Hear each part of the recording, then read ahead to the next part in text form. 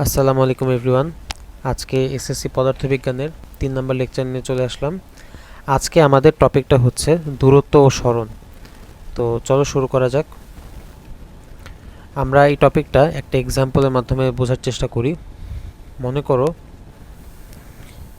এই ব্যক্তিটা হচ্ছে ধরা যাক মেসি। এখন আমরা বললাম যে এটা হচ্ছে মেসি এবং তার বাসা হচ্ছে তার অবস্থান থেকে 50 মিটার দূরে।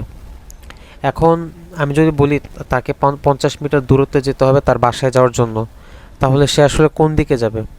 সে কি তার ডান দিকে যাবে, নাকি তার বাম দিকে যাবে, নাকি সামনে বা পিছনের দিকে যাবে?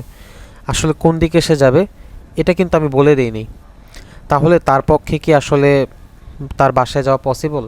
তার বাসায় যাওয়া কিন্তু পসিবল না, কারণ এখানে আমি যেহেতু বলছি এখানে 50 মিটার দূরত্ব, তার পাশাপাশি আমার আরেকটা জিনিসও বলার দরকার ছিল, সেটা হচ্ছে কোন দিকে। এই দিকটা মেনশন করা দরকার ছিল, কিন্তু আমি এই দিকটা মেনশন করি নাই, যার কারণে তার পক্ষে কিন্তু পৌঁছানো সম্ভব না। তো শুধুমাত্র এই অংশটুকু, অর্থাৎ সে কতটুকু দূরত্ব অতিক্রম করবে, এটা বলাটাই আমাদের জন্য এনাফ না। আমাদের দিকটাকেও ডিফাইন করা প্রয়োজন। তো যখনই আমরা কোনো একটা দূরত্বের সাথে তার দিককে প্রকাশ করি, তখনই এই রাশিটাকে আমরা আলাদা একটা নতুন নাম দিই। তখন আর সেটাকে দূরত্ব বলি না, তখন আমরা সেই রাশিটাকে আমরা বলি সরণ, যেটাকে ইংলিশে বলা হয় ডিসপ্লেসমেন্ট।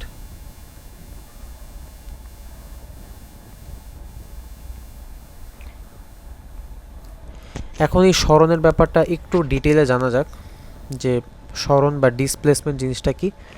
মনে করো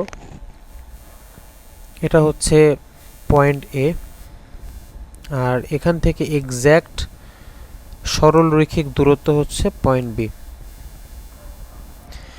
এখন এই এ পয়েন্ট থেকে বি পয়েন্টে অনেকভাবে যাওয়া সম্ভব। এখন ধরা যাক প্রথম ব্যক্তি এইভাবে সে যাওয়ার ডিসাইড করলো, যে সে এ থেকে বি পয়েন্টে এভাবে রাস্তা অতিক্রম করে যাবে। আরেকজন ব্যক্তি ডিসাইড করলো যে না, সে এভাবে যাবে, এভাবেও এ থেকে বি পয়েন্টে যাওয়া যায়। আবার 3 নম্বর ব্যক্তি ডিসিশন নিল যে সে এখান থেকে এসে এভাবে পেঁচাতে পেঁচাতে এরপরে আসবে। আর চতুর্থ ব্যক্তি হচ্ছে যে হলুদ যে লাইনটা, সেই হলুদ লাইনটা মেনটেন করে যাবে, অর্থাৎ এ থেকে বি পয়েন্টে সবচেয়ে ন্যূনতম যে সরলরৈখিক দূরত্ব। এখানে যে কথাটা বললাম এটা খুব ইম্পর্টেন্ট।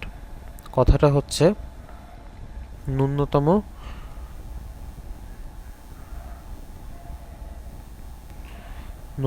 সরলরৈখিক দূরত্ব।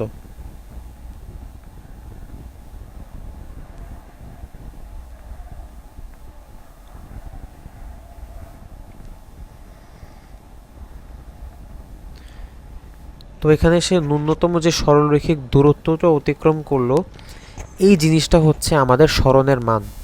তাহলে আমি একটু বাকি জিনিসগুলো একটু মুছে দিই।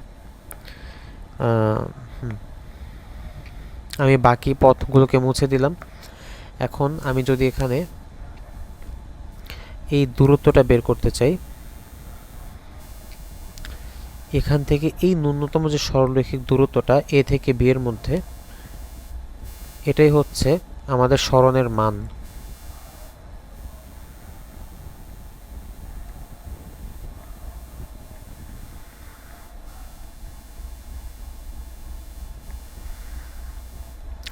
আর আমি এখানে কিন্তু একটা জিনিস মেনশন করলাম, সে এ থেকে বি এর দিকে যাচ্ছে। তাহলে এ থেকে বি এর দিকে এই যে দিকটা, এই দিকটা হচ্ছে সরণের দিক। অর্থাৎ সরণের মান ধরা যাক, এখানে বলা যায় সরণের মান হচ্ছে এ বি, আর সরণের দিক হচ্ছে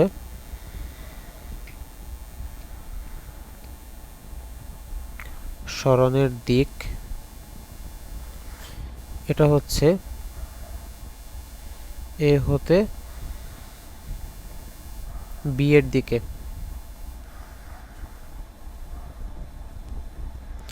তাহলে দূরত্ব এবং সরণের মধ্যে প্রথম এবং প্রধান পার্থক্য কি?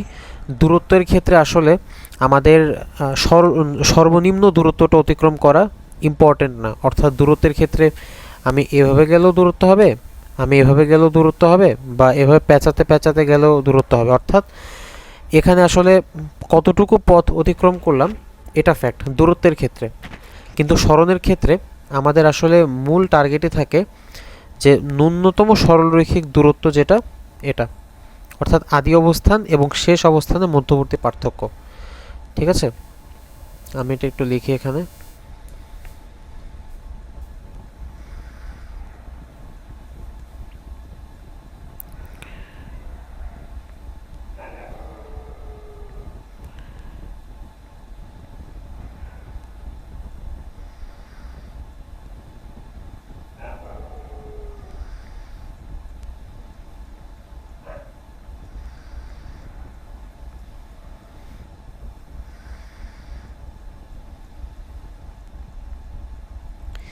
এখানে শুধুমাত্র আমরা আদি অবস্থান, অর্থাৎ এখানে তোমরা দেখতে পারতেছো এটা হচ্ছে আদি অবস্থান এবং বি হচ্ছে শেষ অবস্থান, এই দুই অবস্থানের মধ্যবর্তী যে সর্বনিম্ন দূরত্ব বা যেই সরলরৈখিক দূরত্ব, এটাকে আমরা কেবলমাত্র সরণ বলবো।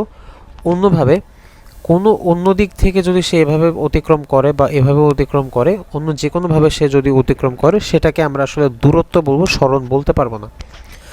তাহলে যদি আমাদের এই বস্তুটা এ থেকে বি এর দিকে অতিক্রম করে, এটাকে আমরা দূরত্ব বলতে পারি, মোর স্পেসিফিকলি এটাকে সরণ বলতে পারি। কারণ এখানে আর সরণ বলতে গেলে অবশ্যই এখানে আরেকটা জিনিস, যে এটার দিক বর্ণনা করতে হবে। আমরা যদি শুধুমাত্র বলি যে সে এ থেকে আমরা যদি বলি সে এ অবস্থান থেকে 50 মিটার দূরে গেছে, এখানে কিন্তু আসলে 50 মিটারটা সরণের মান বোঝায় বা এটা শুধুমাত্র দূরত্ব বোঝায়। কিন্তু আমরা যদি বলি এ থেকে বি এর দিকে, এই যে দিকটাকেও মেনশন করলাম, সেক্ষেত্রে আসলে আমরা সরণ বুঝাইলাম। তাহলে এখানে খুব ইম্পর্ট্যান্ট একটা কথা হচ্ছে, সরণ একটি ভেক্টর রাশি। সরণ একটি ভেক্টর রাশি। সরণ একটি ভেক্টর রাশি কেন? কারণ এটার মান প্লাস দিক উভয়টাই আছে। আর দূরত্ব কেন স্কেলার রাশি? কারণ এক্ষেত্রে শুধুমাত্র আমরা মান প্রকাশ করি, দিক প্রকাশ করি না। তাহলে এখানে আমি লিখি দূরত্ব একটি স্কেলার রাশি।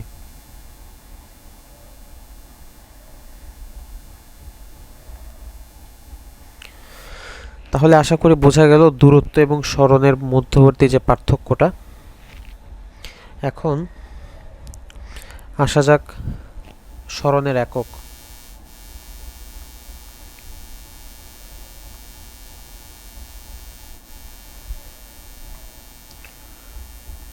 সরণের একক আর দূরত্বের একক সেম, উভয় ক্ষেত্রেই তাদের একক হচ্ছে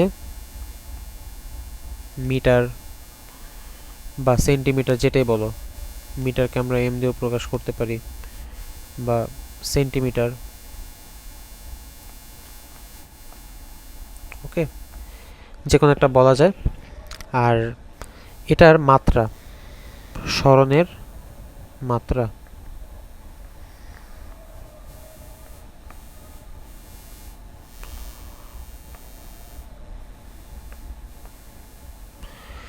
তো সরণের মাত্রা হচ্ছে দূরত্বের মাত্রার মতোই, অর্থাৎ সরণকে যদি আমরা এস দিয়ে প্রকাশ করি, তাহলে এর মাত্রা হচ্ছে আমরা এল দিয়ে প্রকাশ করি, এবং মাত্রাকে আমরা থার্ড ব্র্যাকেট দিয়ে এভাবে এই বন্ধনে আবদ্ধ করি থার্ড ব্র্যাকেট দিয়ে।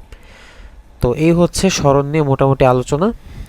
আশা করি তোমরা আমার পুরো টপিকটা বুঝতে পারছো। এখন লাস্ট একটা এক্সাম্পল দিই। এখন আমি যদি এখানে ধরা যাক এই জিনিসটা আঁকি, এটা হচ্ছে নর্থ, এটা হচ্ছে সাউথ, এটা ইস্ট এবং এটা ওয়েস্ট। তাহলে এখানে লিখি এক্সাম্পল।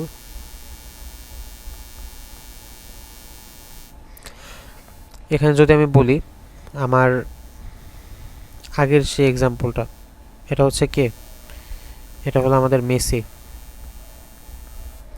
এখন আমি যদি বলি আবার যে মেসি ওর বাসায় যাবে, মেসি যাবে হচ্ছে 50 মিটার দূরত্বে, 50 মিটার দূরত্বে, সেক্ষেত্রে মেসির পক্ষে আসলে যে কোনো দিকেই 50 মিটার দূরত্বে যাওয়া পসিবল, সেক্ষেত্রে সেটা আসলে দূরত্ব হিসেবে কনসিডার হবে। কিন্তু এখন আমি যদি বলি 50 মিটার পূর্বে, তাহলে 50 মিটার পূর্বে যদি বলি, তাহলে সে তার এই অবস্থানটা, অর্থাৎ তার এই অবস্থানকে যদি আমি এ হিসাবে ডিফাইন করি, সে তার এই অবস্থান থেকে 50 মিটার, আনুমানিক ধরো এটা যদি আমরা 50 মিটার ধরি, এটা এ এবং সেটার আদি অবস্থান বি, যেটা হচ্ছে তার বাসা। ধরো এটা মেসির কিউট বাসা, অবশ্যই মেসির বাসা তো ছোট না। তো এ হতে বিয়েতে আসলো। এখন এই যে মধ্যবর্তী যে দূরত্বটা অতিক্রম করলো সেটা হচ্ছে 50 মিটার। আর যে দিকটা সে অতিক্রম করলো, অর্থাৎ এ হতে বি এর দিকে, বা মোর স্পেসিফিকলি এখানে কি বলা হয়েছে, পূর্ব দিকে, পূর্ব দিকে। তাহলে এই টোটাল ব্যাপারটা, অর্থাৎ কতটুকু দূরত্ব অতিক্রম করলো এবং সে কোন দিকে দূরত্ব অতিক্রম করলো, এই টোটাল ব্যাপারটা নিয়ে আসলে আমাদের সরণ। তাহলে এই জিনিসটাকে আমরা বলতে পারি সরণ। এটা হচ্ছে সরণ, কারণ এখানে এই 50 মিটার হচ্ছে মান এবং এই পূর্বে এইটা হচ্ছে দিক, আর এটা হচ্ছে শুধুমাত্র দূরত্ব। এখানে কোনো স্পেসিফিকভাবে কোন দিকে আসলে সে অতিক্রম করলো 50 মিটার এটা বলা নেই, এটা হচ্ছে দূরত্ব। আশা করি তোমরা আমার ক্লাসটা বুঝতে পারছো। তো এই ছিল আজকের জন্য, নেক্সট ক্লাসে আবার দেখা হবে ইনশাল্লাহ। সবাইকে ধন্যবাদ, আসসালামু আলাইকুম।